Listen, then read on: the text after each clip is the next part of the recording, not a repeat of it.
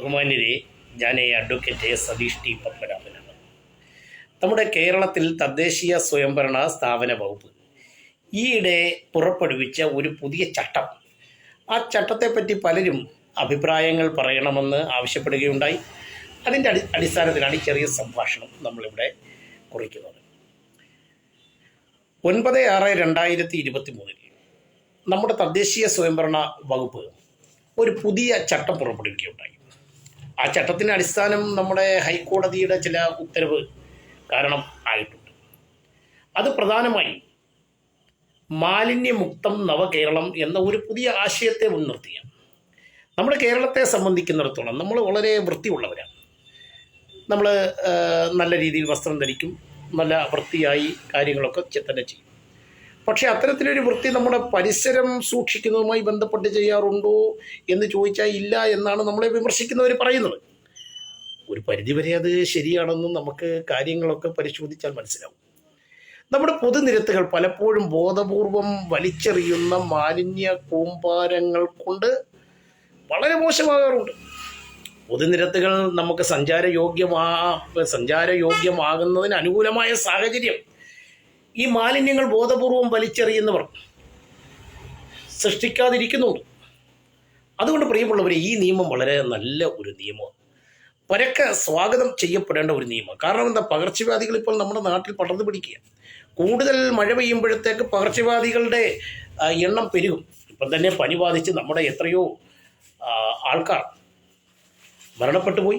അതിനൊക്കെ ഒരു പ്രധാനപ്പെട്ട കാരണം ഈ മാലിന്യം നമ്മളെ വേണ്ടത്ര രീതിയിൽ അതിനെ നിർമ്മാർജ്ജനം ചെയ്യാത്തതുകൊണ്ട്.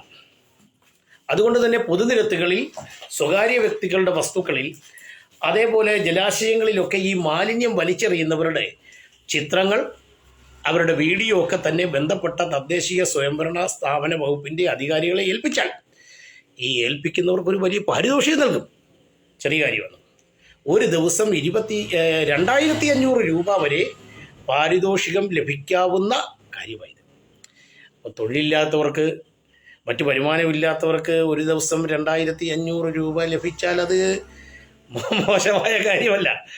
പക്ഷെ അത് ലഭിക്കുന്നതിന് വേണ്ടി ഇങ്ങനെ ചെയ്യണമെന്നല്ല. നമ്മുടെ കേരള സർക്കാർ മുന്നോട്ട് വച്ചിരിക്കുന്ന ഈ ആശയത്തെ നമ്മൾ കൈകോർക്കാം, നമുക്കതിനെ സ്വാഗതം ചെയ്യാം. നമ്മുടെ നിരത്തുകൾ മാലിന്യ മുക്തമാക്കാം. അതിനാണ് ഈ ആശയം. അതായത് ഇങ്ങനെ വലിച്ചെറിയുന്നവരുടെ ചിത്രം, വീഡിയോ ഒക്കെ നമ്മൾ പകർത്തി ബന്ധപ്പെട്ട തദ്ദേശീയ സ്വയംഭരണ വകുപ്പിനെ ധരിപ്പിച്ചാൽ അവരത് പിഴ ഈടാക്കും.